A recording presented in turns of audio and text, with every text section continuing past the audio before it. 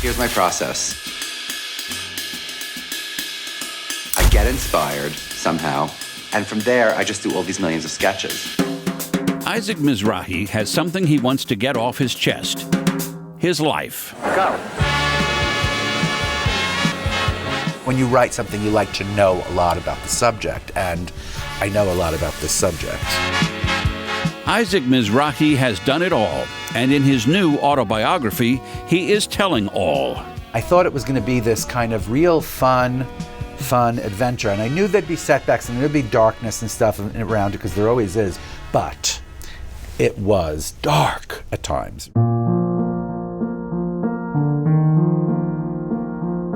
To the world, Isaac Mizrahi appears to have it all, talent, fame, and fortune, and he does. But he grew up in a highly religious community that judged him so harshly, his own sisters still treat him like an outcast. I don't like to blubber about stuff, but I did not have a happy childhood. I'm sorry, I just didn't. Underneath stories about his celebrity-filled life, Mizrahi's autobiography is a heartbreaking story of his lifelong battles with weight, insomnia, and depression. But it is also a story about learning to love yourself. I don't care what anybody thinks of me now, because that's my story. And if you don't agree with it, I'm sorry, it's not your story. It's my story.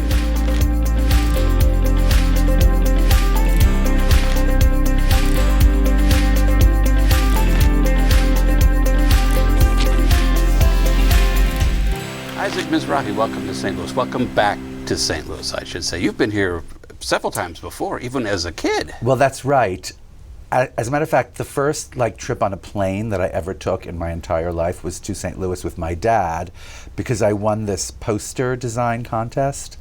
It was like this kind of, I guess, yeshiva-wide national contest for some sort of poster that depicted an idea about Judaism. And the poster was called Thoughts of the Jewish Heritage. And I designed it and I drew it and I won, and we flew to St. Louis and we came here. And I remember going on the Arch, and I do think that was my first real experience with claustrophobia in the Arch, because it's so tight.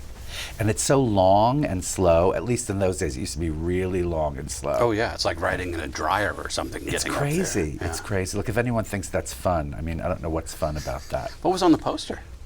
It was a profile of a boy who I guess was praying, and then his head was sort of exploded out the back, and there were all these sort of scenes from the Bible in his head. It was terrible, but it won. So why write a memoir now? You're still a pretty young man. I agree. I am a young man. Well, I'm glad you agree, because we're the same age. For the purposes of this discussion, you're a young man. Well, I have to say, I took the job because I have no shame. And what I really wanted to gather from writing the full book is I wanted to prove that I could write a long-form book. I wanted to prove to myself that I am a writer, And unless you actually have written something long form, you cannot consider yourself a writer. It's really a completely other, I've written screenplays and I've written plays and I've written articles for magazines and I've written little stories here and there and even an occasional poem. But writing a book is a special kind of crazy, torture / reward. Did I hear it drove you to drink? A little bit, yeah. I started drinking a little more than I ever did, right? Which is very little. And at first I was like, I'm too young, that's crazy. And then I thought, no, wait a minute. If you want to be a writer, this is really good training.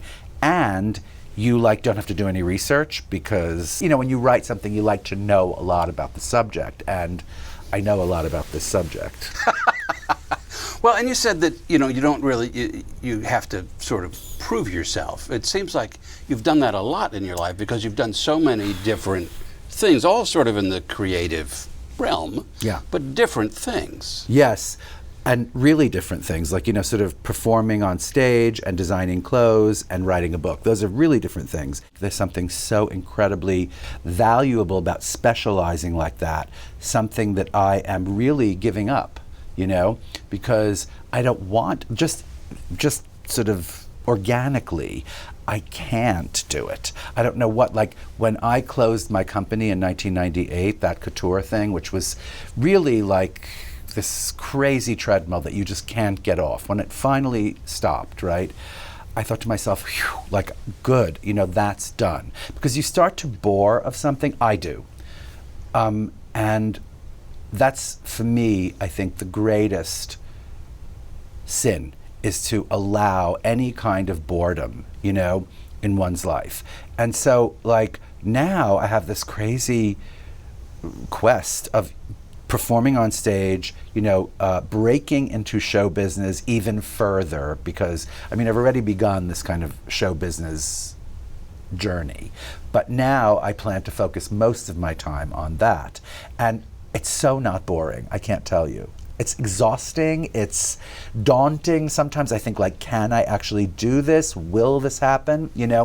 But that's not the point. The point is that I'm actually trying and that I'm, making some headway, or else I'd be foolish. But you see what I mean. It's like very exciting. Every single day I wake up and something in my email, there's like some weird offer to appear somewhere, and I start getting nervous and I start thinking, well, if we can make the rehearsal, if we can make the show, right? That's exciting. Well, and knowing when you're bored and knowing that it's time to move on to something else is an important skill as well. Some people just stay too long at the party and the work suffers. Yes. I don't stay too long at parties. And this is actually part of that, something I write about twice or three times, about how, like, sometimes I feel I leave the party too early in order to spare myself this kind of boredom. Like, I never say goodbye to people, and sometimes it's rude, but I spare myself boredom, at all costs.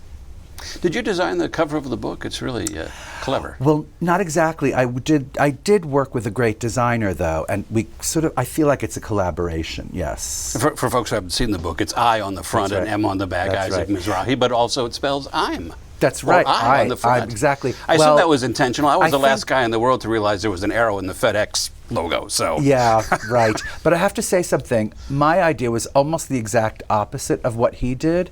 Like I said, I just want this big white cover with nothing on it except like a tiny little, like, just maybe my name or an I or an M or something, right? And he was like, you mean like this? And he drew this like giant page and like turned. I was like, yep, exactly like that. So. That's how it happened. And white, too, not to go too far down this rabbit hole, but I was really struck in reading the book about the way you describe the color of things. Mm-hmm. Nothing is just red, nothing is just blue. Right. I am deeply affected by color to this point where, like, if you show me a color, if, like, I might, like, start crying or laughing or something for no reason. And then sometimes, like, I hear music and I just see these colors and I see this thing happening, like it forms before my eyes.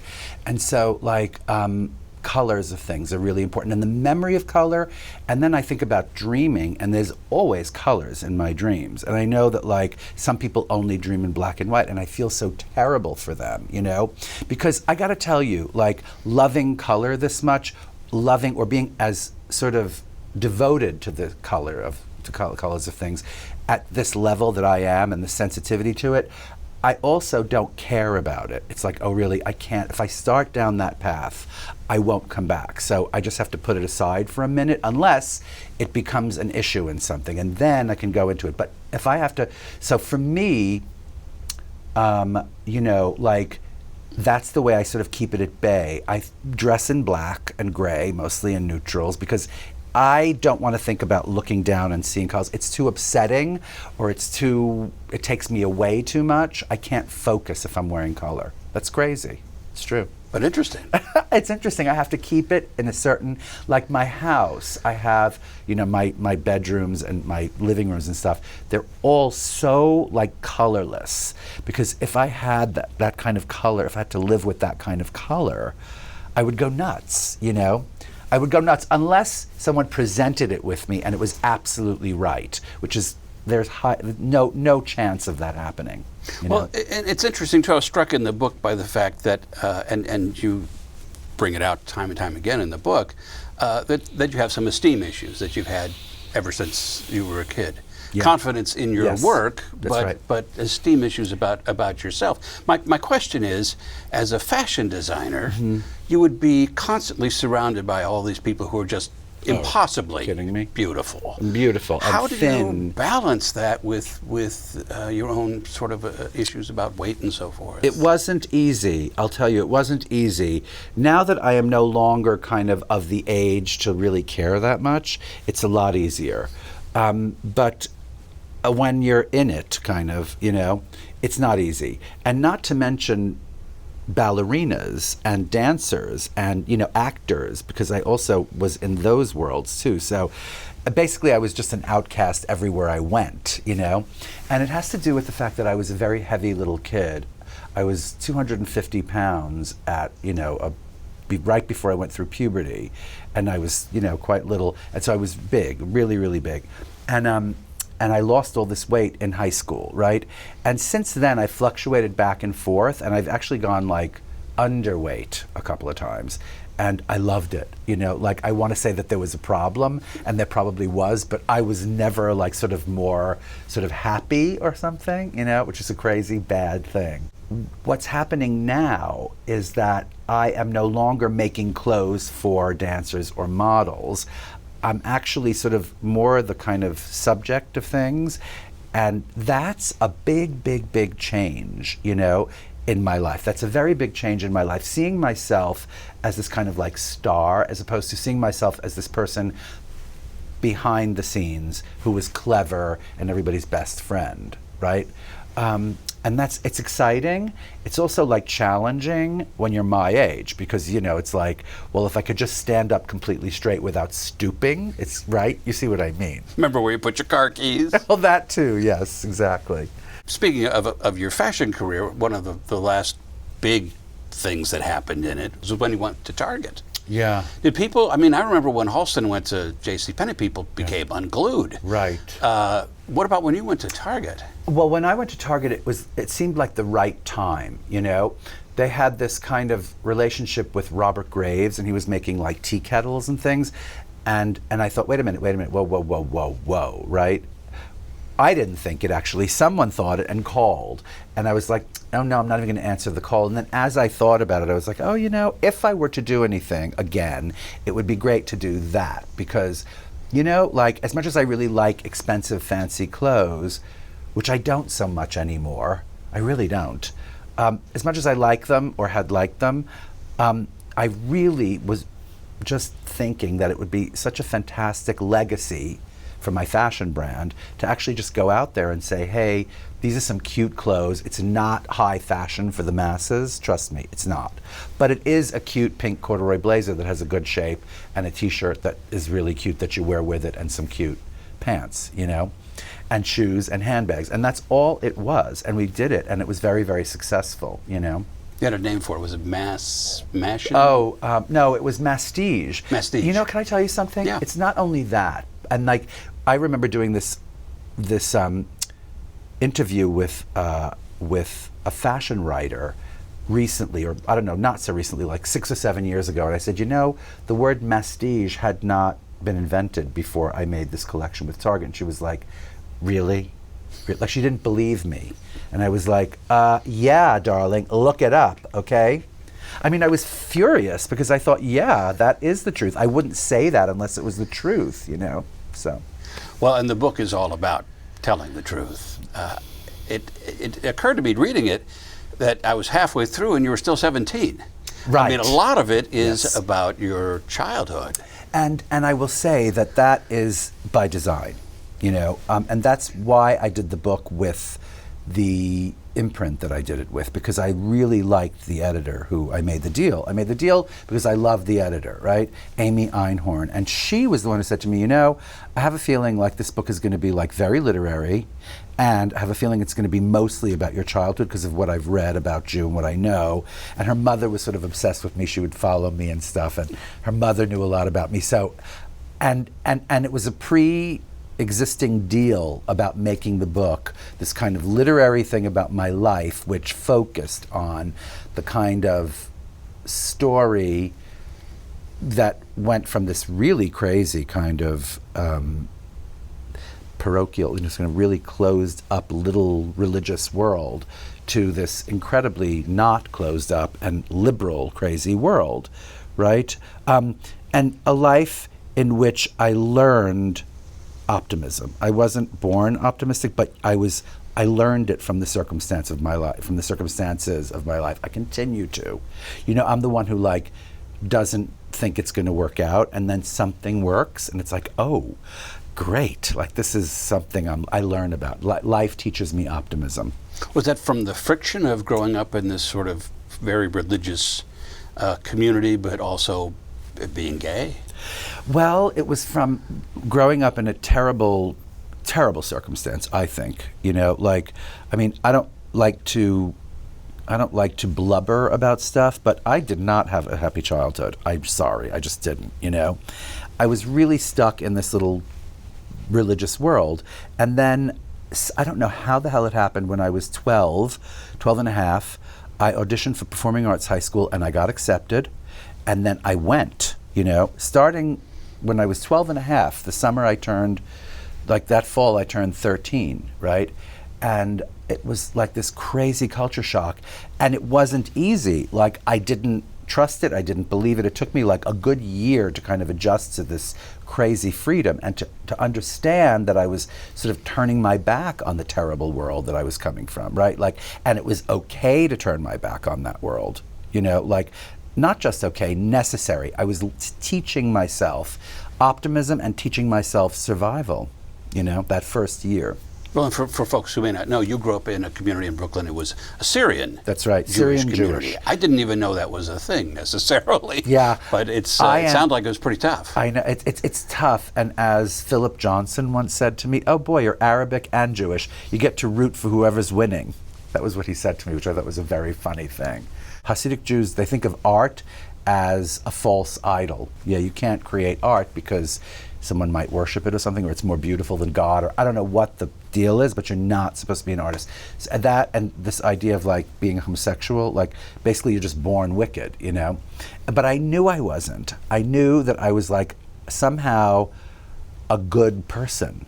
For every kind of orthodox measure, there's also the opposite that occurs in that crazy community. It's like this thing in this temple where the women are secluded from the men, right? First of all, they're visible by the men, which is not supposed to be, right?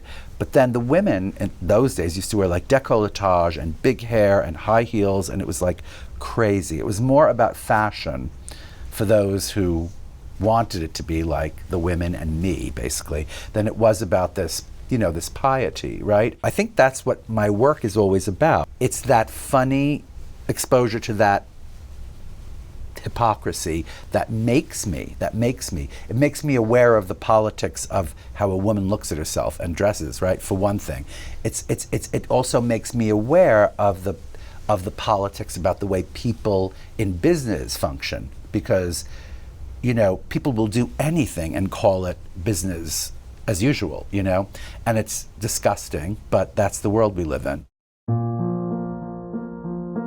My mother will not ever stop, like till she goes to her grave. Like her main goal in life is to keep us close. So no matter what she has to say, she will say it. She's the central figure of the book after yourself. Yes. And she's still with us. Yes, she is. She's 93 at the moment. I think she's 93 or 92. She was born in 1927. So how old does that make her? She just had her birthday in September. Oh well. I'm in journalism. I don't do math. I know, exactly. Me either. Sorry. But she's the central figure. She was a big inspiration in my life. And it's funny that, that with all of the problems, we still really love each other. We've always loved each other, and we still do. Didn't work so well with your dad. It didn't work that well with my dad. Well, he just couldn't really come to terms with the fact that you're gay. There was a friction with him about that, but there was also a friction about like my mother's attention, right? Like my mother and I had this great friendship, and I think that he couldn't understand it. Yet one of the most touching scenes, at least that I thought in the book, was the death of your dad. Yeah, oh thank you. Yes, I mean, it's really moving. I'm glad. I like that you think that.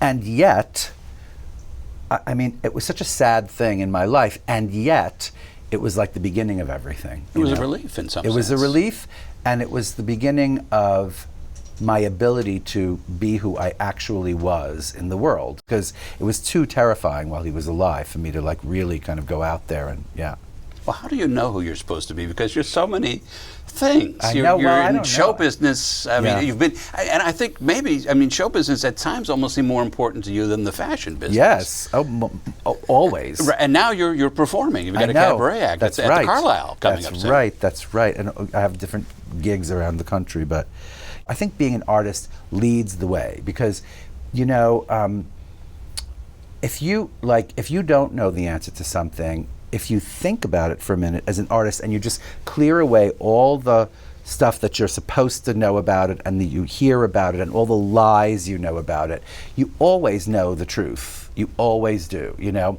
And that is what motivates me, and that's why I know who I am. Because of being able to sort of artistically or something just clear away everything. But do you know? surprise yourself a lot? I do. I surprise myself sometimes when I make up stuff. I surprise myself when I write something good or when I do a good show, you know. And by the way, getting back to the self-esteem thing that you brought up in the beginning of the interview, right? Like, I have no self-esteem problems as an artist. Like, I know that I'm a very smart artist and that I have a great work ethic, and that if you give me the time to do what I'm supposed to do, it's always going to be good. What I can't control is what people think about it, you know? Because even something that I think is great, a critic might not agree, that they might not like it. And though it doesn't affect me as an artist, except rarely, right? It does affect my ability to go forth in that field, right? If someone says you stink at something, it's not likely someone else is going to hire you to do that thing again, you know? So that's why this kind of written discourse about my work makes me a little crazy, because it's not going to tell me how to be a better artist, because I know I'm a good artist, but it's going to affect my ability to grow out there in the world and get jobs making art. Why did you want to write the book? I mean, you talked about wanting the challenge of being a writer, Yeah. but there had to be more to it than that, because it's There was pure nothing. drudgery No, trying can to I tell do you it. something? Yeah. Yes. Well, you're right. And eventually it became this other task. But the original motivation to write the book was to become a writer. And I thought it was going to be this kind of real fun adventure. And I knew there'd be setbacks and there'd be darkness and stuff around it, because there always is. But it was dark at times, really, really dark. And I'll tell you, I think one good thing as a fashion designer, the necessity to keep on making things and making things and making things, you just become, you know, what's the word? Sort of inured or something. Like you're an old hat at this kind of, yeah, okay, I'll get to it, right? And that helped. Also, drinking a little helped, you know, like that really did. I was never really a drinker, and I started discovering this rosé spritzer thing. Like, you know, it was like, oh, let me just stop everything and have rosé. It's crazy, you know. Before you know, I was loopy and I couldn't work anymore. But it really helped me push through a lot, you know. But once I decided to take the job and I started working on it, it became something entirely different. Is part of it a hope that you reach a certain audience with it? I'm thinking particularly of young artists or young gay men. Sure. I mean, I think that, yes, I think, like, you know, I will say to you that it's really true, like deep down, like even though I fool myself to believe that my motivations are selfish, right? Like I want to do this and write a great book and be a great artist, right? Like deep down, I think like, yes, the telling of the story is so that others can listen to it and maybe get something out of it, right? I mean that. Like, but my motivation, the reason I took it was because I got a great advance and I was going to write a book, you know? But in the end, when I think about other kids, you know, who were also kind of treated badly, right? By the way, not because my parents were bad people, but because that's just who I was born to be. I was born to be this like crazy outsider. But I think of other kids who were born on the outside of life, right? And I think of them maybe not being as resilient as I am, right? And I think of them maybe reading the book someday and going, oh, wait a minute, like, yeah, if I just kind of, if I too can just focus and know that I'm a good person and just soldier on until it gets better, you know?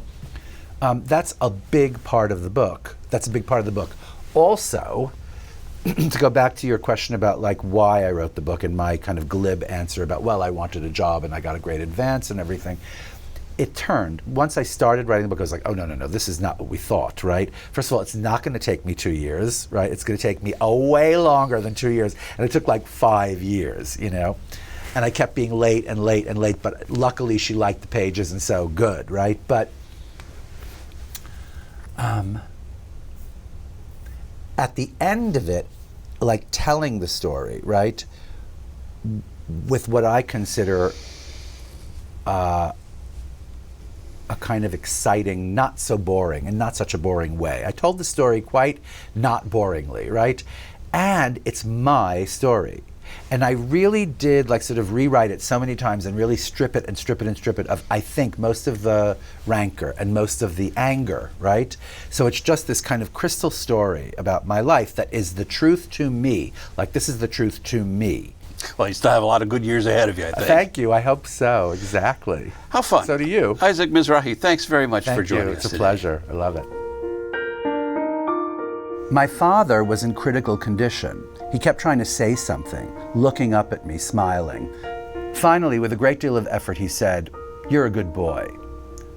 I took his hand, and then he said, "Be a good boy."